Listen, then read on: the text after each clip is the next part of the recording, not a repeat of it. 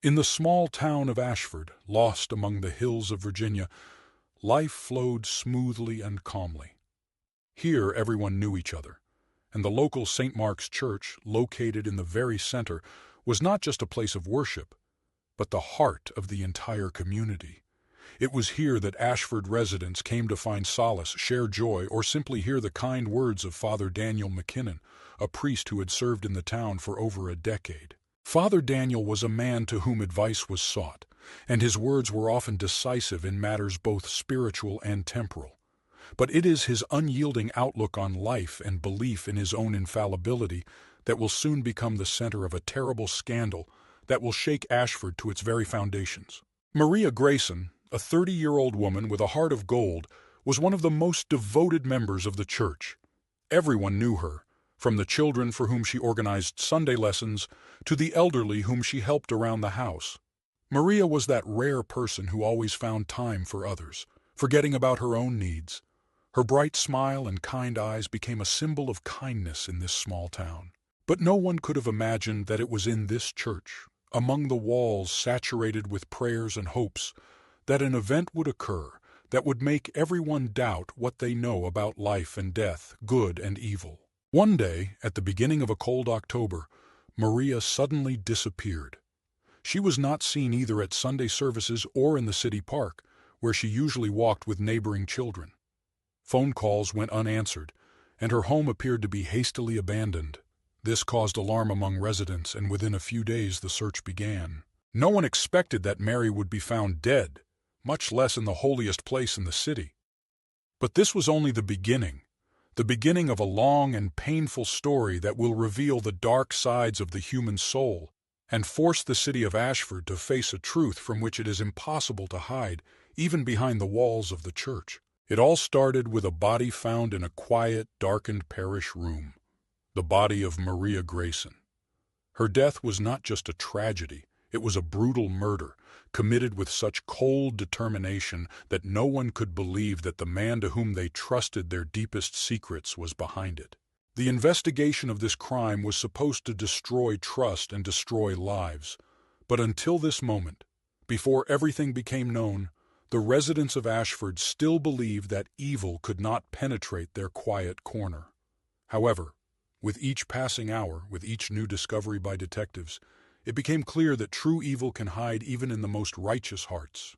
Thus began a story that shook the city to its core, and soon every resident of Ashford realized no one is safe from the darkness hidden behind the mask of holiness. A cold autumn wind blew through the streets of Ashford, stripping the last leaves from the trees.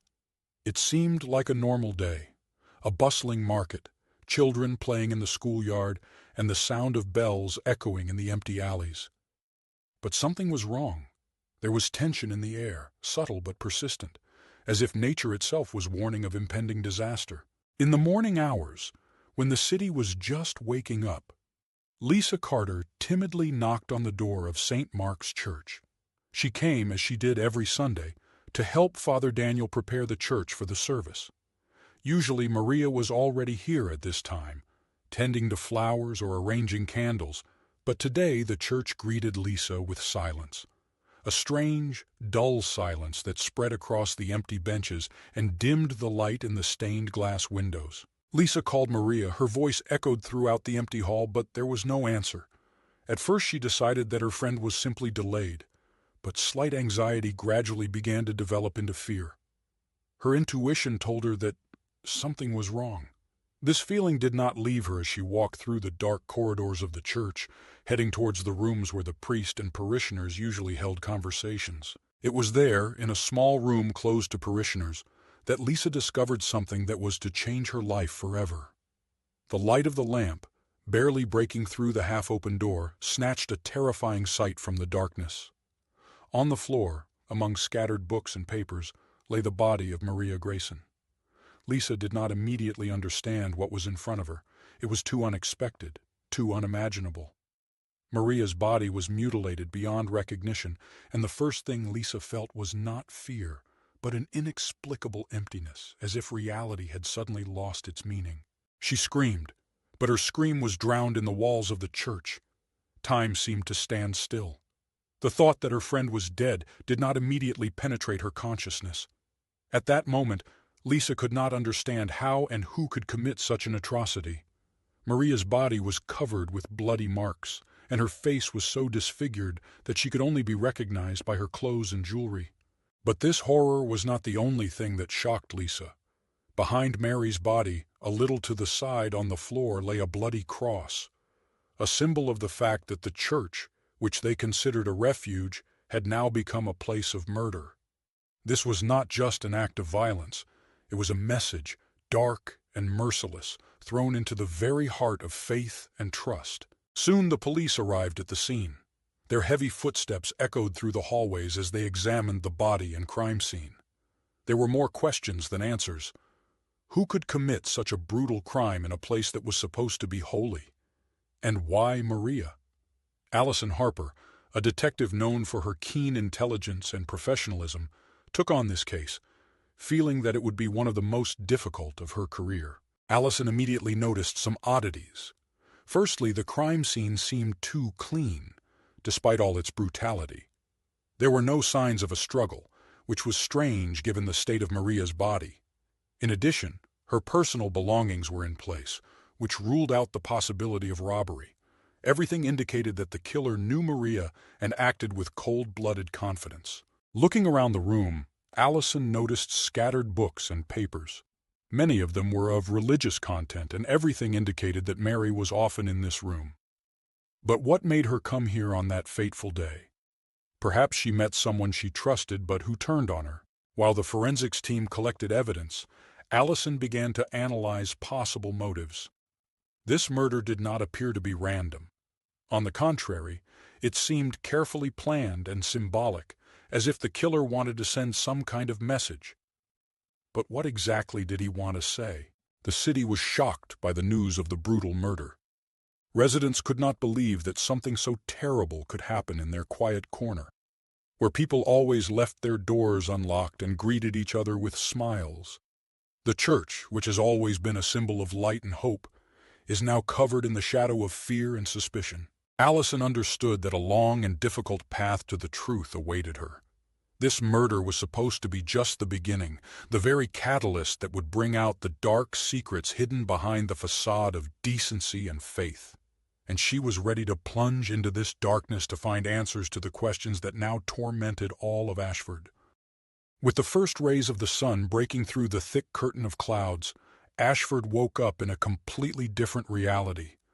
The murder of Maria Grayson was a shock that ran through every home, every family in the city. Rumors spread with lightning speed. Each resident seemed to know more than his neighbor and added his own version of events.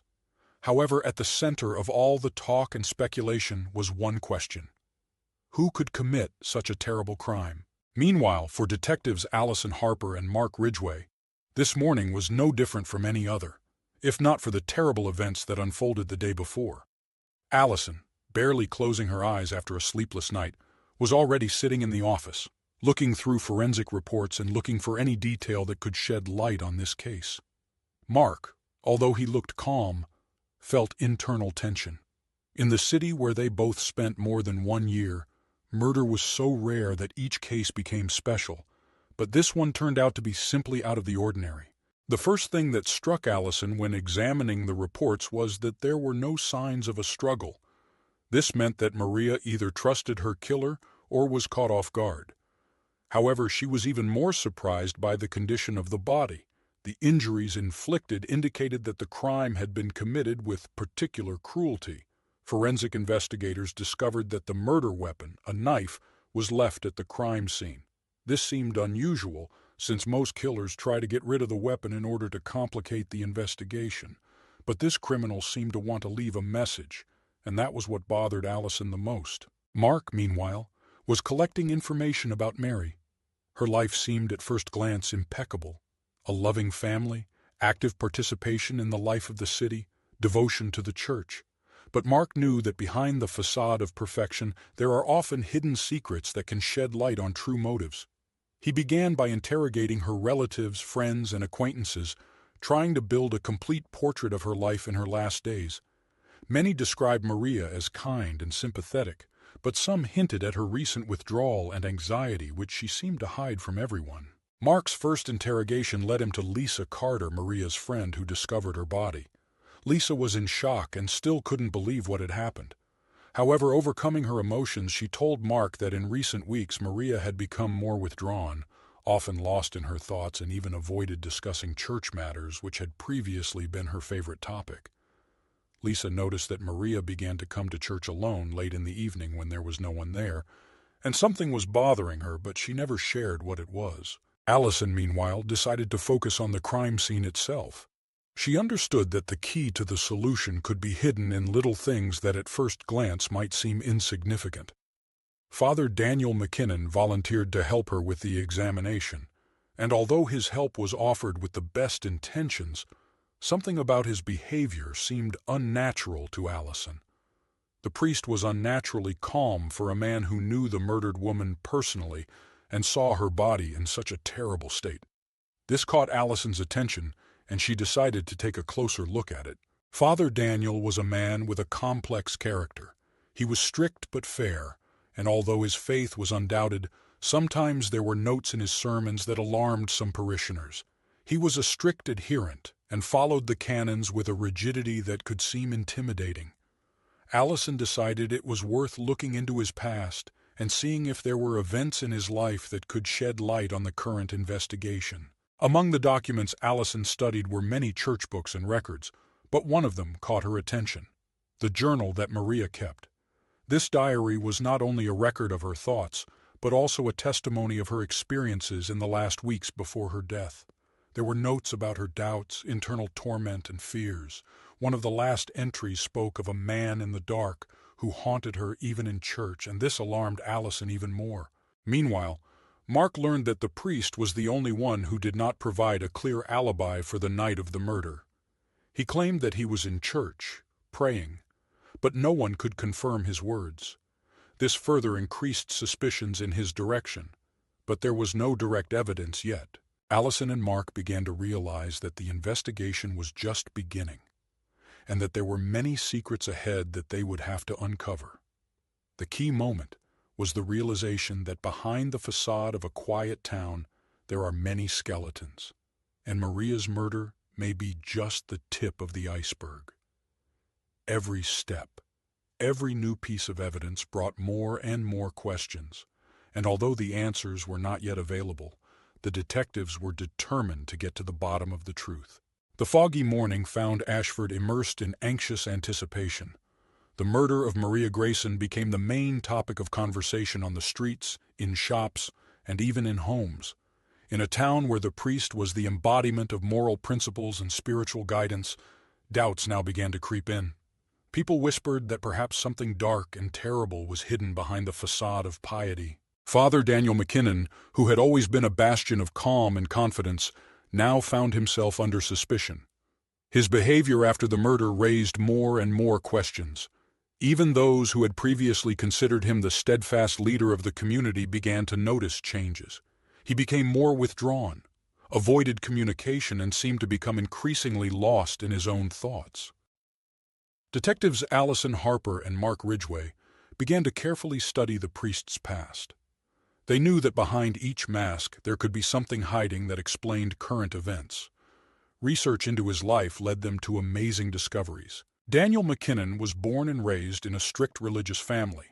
From a very early age he was prepared for service in the church, and he was brought up in the spirit of unquestioning obedience to religious canons.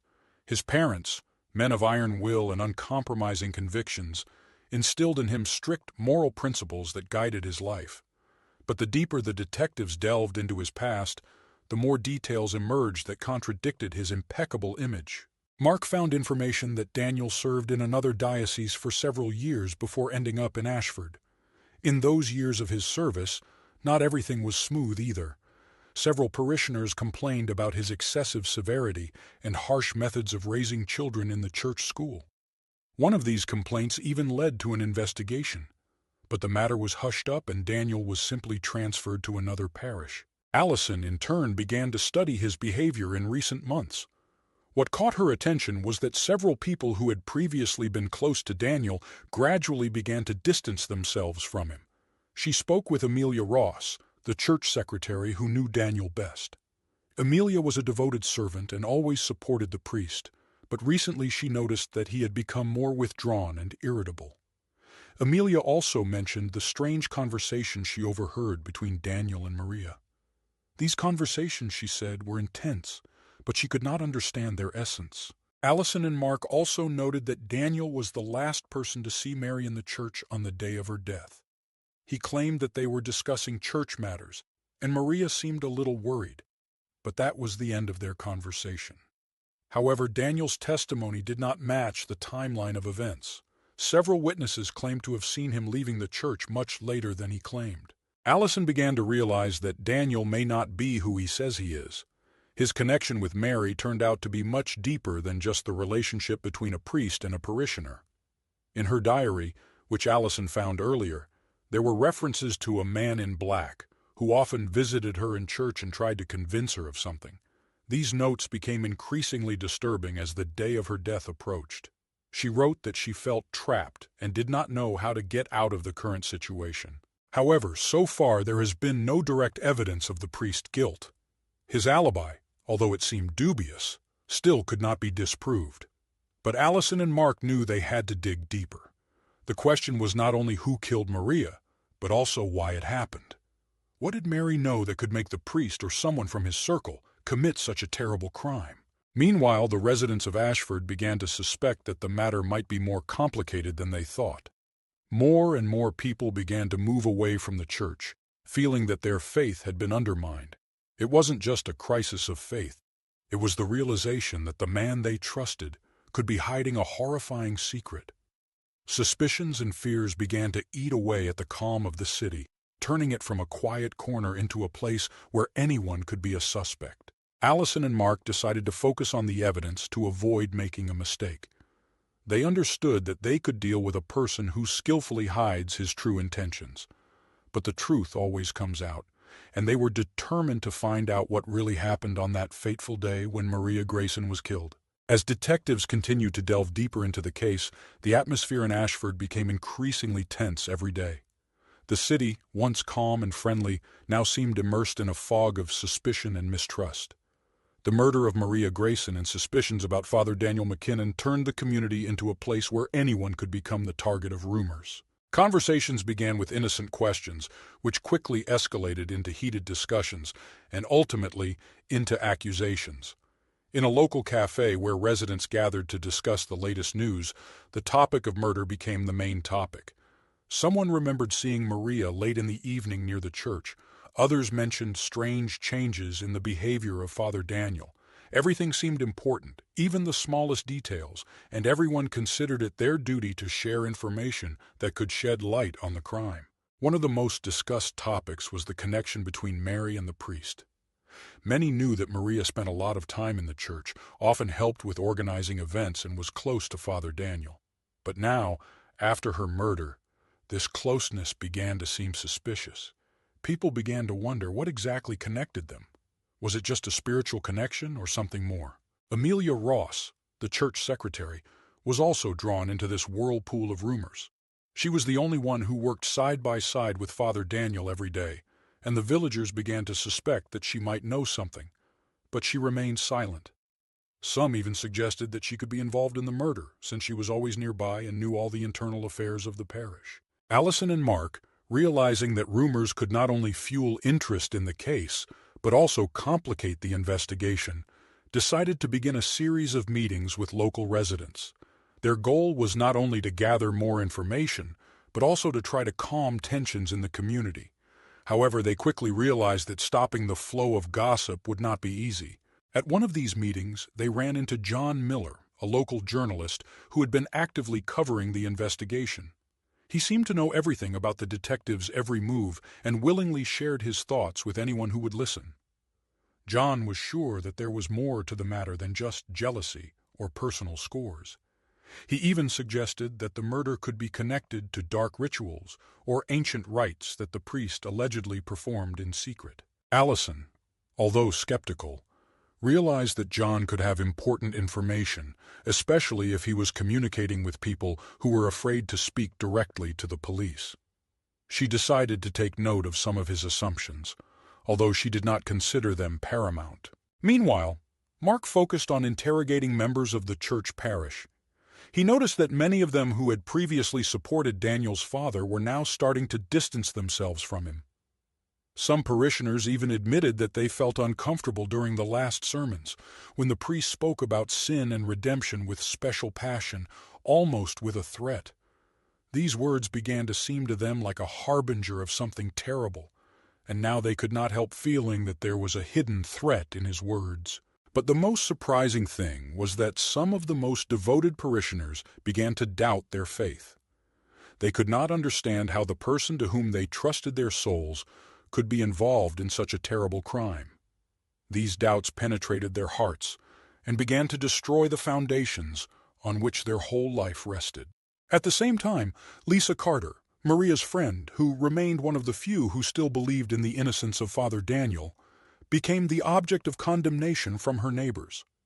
Her faith in the priest seemed absurd in the eyes of those who had already condemned him for his crime, and Lisa began to feel cold alienation from those whom she considered friends.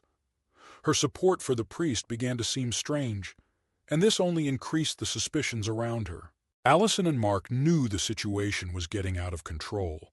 The tension in the city could lead to unpredictable consequences, and they decided to speed up the investigation to prevent further discord in the community. They began to check every detail, every piece of evidence even more carefully, trying to find something that would help them bring the true killer to light. But so far the answers were far away, and suspicions were multiplying. In the shadows of the quiet town, fears lurked and began to surface. More mysteries awaited them ahead, and every step seemed to bring them closer to a solution, but also to new questions. The investigation entered a phase when each new piece of evidence not only did not bring clarity, but also confused the case even more. Allison and Mark felt like they were getting closer to something important, but with every step they realized that this investigation was more complicated than they could have imagined. Each new fact that surfaced seemed contradictory and complicated the overall picture. One of the first problems was that the testimony of witnesses began to differ. Some residents claimed to have seen Maria and Father Daniel together the evening before her death, while others insisted that the priest had already left the church when Maria arrived there. Allison understood that people could make mistakes, but the number of inconsistencies was alarming. Mark decided to go back to the beginning of the investigation and review the evidence collected at the crime scene. He noticed some details that had previously been missed. In particular, he was interested in fingerprints found on the knives and cross used in the murder.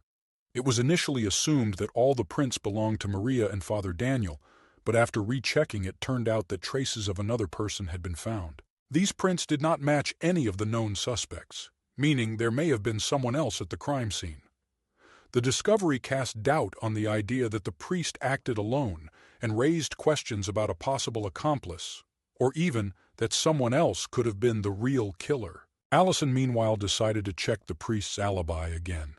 She approached parishioners who claimed to have seen him on the day of the murder. Under questioning, one of the witnesses, an elderly man named Henry Wallace, finally admitted that he was not actually sure whether he had seen the priest that evening or not.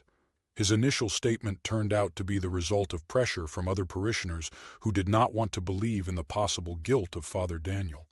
This confession further weakened the priest's position. However, matters became more complicated when Mark found a diary belonging to Mary, which was previously unknown. This diary was hidden in a hiding place under her bed, and its contents were shocking.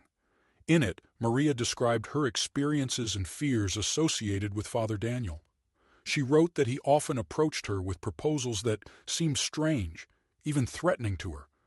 In one of her last entries, she mentioned that she was going to tell someone about these proposals but did not specify what exactly was discussed.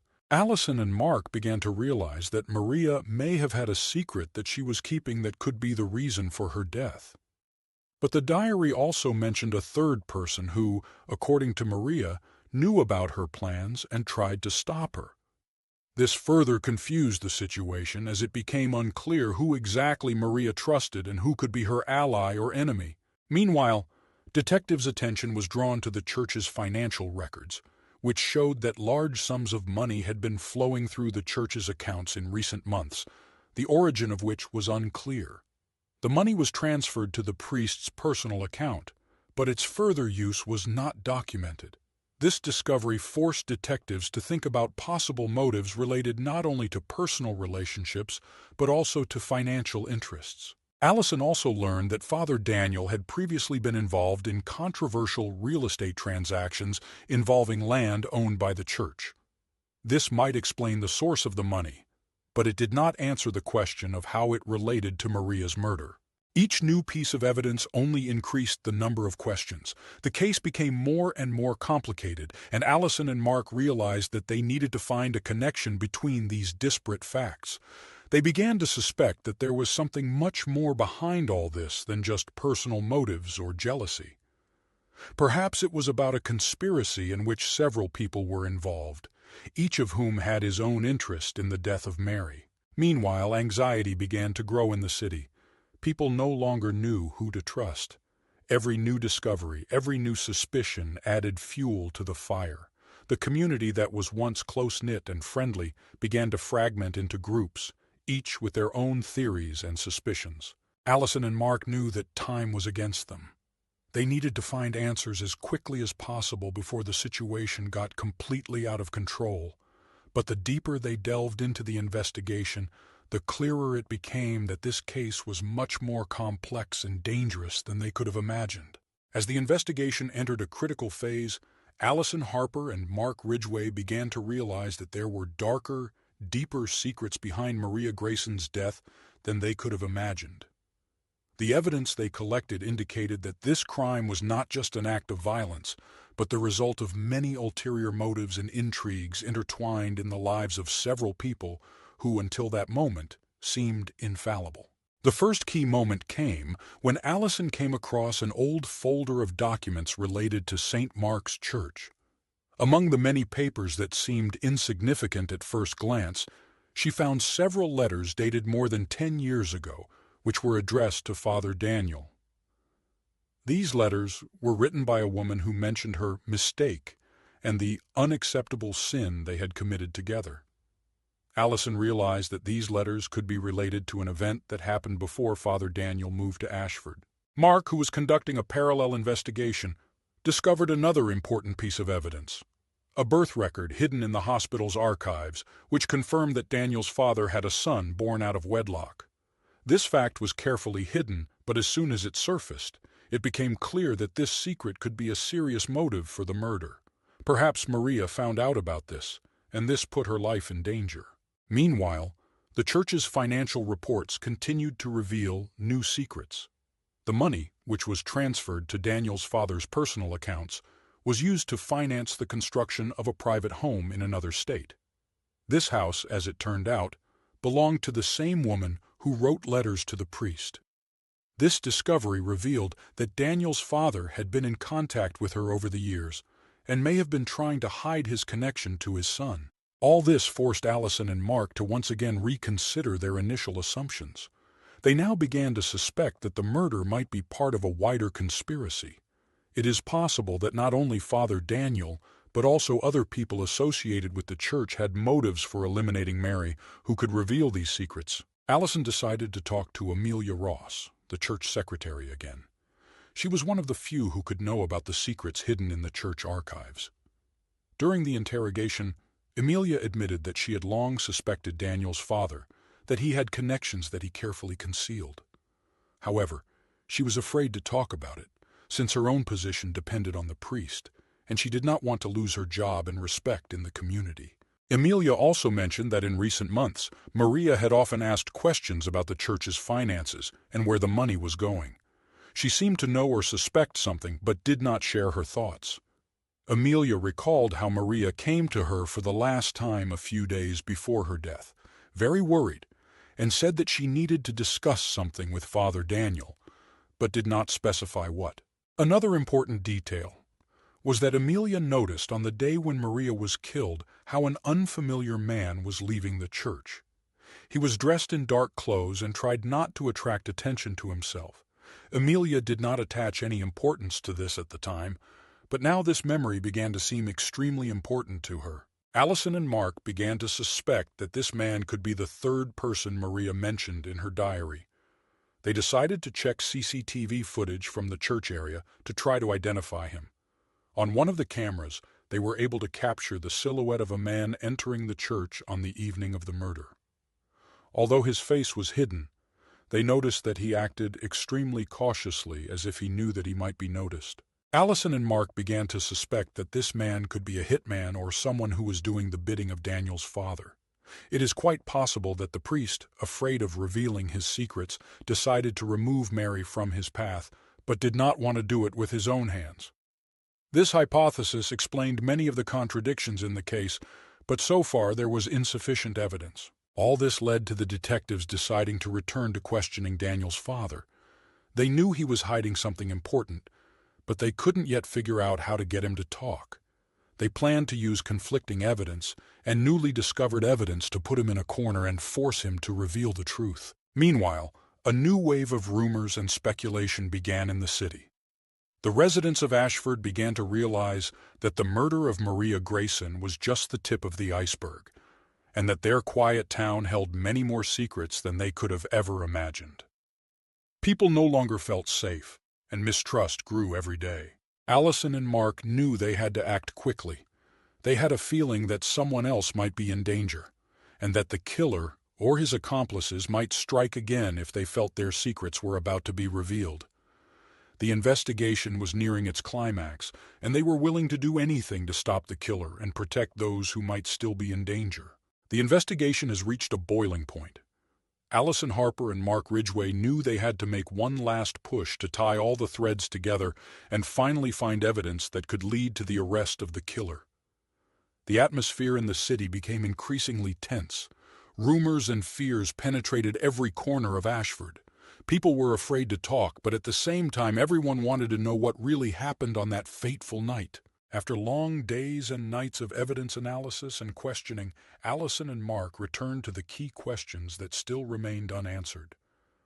What was Mary's true attitude towards Father Daniel? Who was the stranger seen outside the church on the night of the murder? And what exactly could Mary know that made her a target? Allison, following her intuition, decided to review the surveillance footage again. She managed to find footage that showed a mysterious stranger meeting with Father Daniel in the back of the church hours before Maria was killed. They talked about something for a long time, and although the recording was without sound, it was clear from their gestures that the conversation was tense. This moment was decisive for Allison and Mark. They now knew that the priest not only knew this man, but may have been complicit in his actions. Mark, meanwhile, worked on Daniel's father's financial statements and bank statements. His attention was drawn to a series of transactions involving large sums of money, which the priest transferred to an account registered in the name of a certain Stephen Fletcher. The name was not familiar to the detectives, but after some investigation, they learned that Fletcher was a private detective of dubious reputation, who often did dirty work for those who wanted to remain in the shadows. Allison realized that this Stephen Fletcher could be the same man who was in the church on the night of the murder. Everything pointed to the fact that Father Daniel hired him to get rid of Maria, who could reveal his secret affairs. Now the detectives had to find this Fletcher and get him to talk. They began checking the possible whereabouts of Fletcher, and soon their efforts were crowned with success. Fletcher was spotted at a small motel on the outskirts of a nearby town. Allison and Mark wasted no time in heading there. Their goal was not only to detain him, but also to force him to confess to his participation in the murder. When they arrived at the scene, Fletcher tried to escape, but was unable to escape pursuit. He was caught, and under pressure from the evidence, he began to speak. Fletcher admitted that Father Daniel actually hired him to scare Maria into silence. However, things spiraled out of control when Maria, realizing her life was in danger, tried to escape, and Fletcher killed her in a panic. Fletcher also said that the priest was convinced that Mary had found out about his illegitimate child and illegal financial dealings, and that she was going to tell the public about it. This could ruin his entire career and reputation, so he decided to take extreme measures. Allison and Mark knew they now had what they needed to arrest Daniel's father. They immediately returned to Ashford to fulfill their duty. The arrest took place quietly. The priest did not offer resistance, but his face expressed something more than just fear. It was the realization that his carefully built world had collapsed. As news of his arrest spread throughout the city, Ashford was overcome with a sense of shock and disbelief. People who had believed in Father Daniel's holiness for so long now had to accept the bitter truth. Many could not believe that the person to whom they trusted their souls was capable of such an atrocity. There was one more important part left: the trial. Daniel's father's case was to be an event that would change the life of the city forever. Allison and Mark knew they had a lot of work ahead of them, but now they had a sense of closure. They had finally figured out the complex web of lies and betrayal that led to the murder of Maria Grayson. The trial of Father Daniel McKinnon was an event that split Ashford in two. Some residents could not believe his guilt until the very end, while others felt that justice had finally triumphed. But regardless of opinions, this process was an ordeal for everyone that changed the life of the town forever. The court hearings were tense. Prosecutors presented extensive evidence, including the testimony of Stephen Fletcher, who, despite his own involvement, became a key witness for the prosecution. He spoke in detail about Father Daniel's plans, how he ordered Maria's murder in an attempt to hide his past sins and avoid detection. Evidence of financial fraud and an illegitimate child only strengthened the accusation. Father Daniel, from the very beginning of the trial, maintained a grim silence. Only once, when his lawyer tried to portray him as a victim of circumstance, did he stand up and say that he was ready to accept his fate. This confession was short and dry, without a trace of remorse or regret. Perhaps he understood that his life was already ruined, and further excuses would not help. After long weeks of hearings, the jury reached its verdict. Father Daniel was found guilty of all charges. The sentence was harsh: life imprisonment without parole. This verdict became a kind of point in history that shocked the entire city. Many residents, especially those who believed in the priest's innocence, were shocked, but the truth turned out to be stronger than their faith. Allison Harper and Mark Ridgway, who worked tirelessly to solve this case, could finally breathe out. But along with the sense of accomplishment came the realization of how deeply this investigation had taken a toll on them personally. Allison, who has always prided herself on being objective and professional, realized that sometimes the truth can be too much to bear. Mark, for his part, was deeply moved by how easily people's trust and faith could be destroyed. Life in Ashford changed after the trial. St. Mark's Church, which had once been the center of the city, now stood empty and neglected. Many parishioners stopped attending, and those who remained felt betrayed and empty. The once close-knit community was divided between those who tried to forget what happened and those who could not let go of painful memories. Lisa Carter, Maria's best friend, was also deeply shocked by the incident. She could not forgive herself for not seeing the evil in the priest, even when everything pointed to his guilt. The loss of Maria and the collapse of faith in the person she trusted became too heavy a burden for her. Lisa left Ashford a few months after the trial, trying to start a new life away from the shadows of her past. Amelia Ross, the church secretary, remained in the city, but her life, too, would never be the same. Her involvement in the investigation and subsequent events made her an outcast among the remaining parishioners, who saw her as one of those who helped overthrow their spiritual leader. She, on the other hand, felt relieved knowing that the truth had finally come out, even though it had cost her a lot. John Miller, a local journalist who followed the trial from the beginning, wrote a series of articles about the trial, trying to make sense of all aspects of the case. His materials became popular not only in Ashford, but also beyond. In them, he raised questions about how easily people can turn a blind eye to the truth if it contradicts their beliefs. It was time for change for Ashford himself. A city that once prided itself on being calm and religious is now faced with having to rethink its values. People began to think more about who they chose as their leaders and who they trusted. The recovery process was long and difficult, but gradually the city began to heal its wounds. For Allison and Mark, the case was a lesson they will never forget. They continued their work, but now they considered each new case with even greater caution, knowing that behind each lie there could be much more hidden than it seems at first glance. The story of Maria Grayson, priest Daniel McKinnon, and the town of Ashford is over, but its consequences will be felt for a long time. Not only the tragedy remained in people's memory, but also an important lesson that evil can hide in the most unexpected places, and that the truth, no matter how bitter it may be, must always be found and recognized.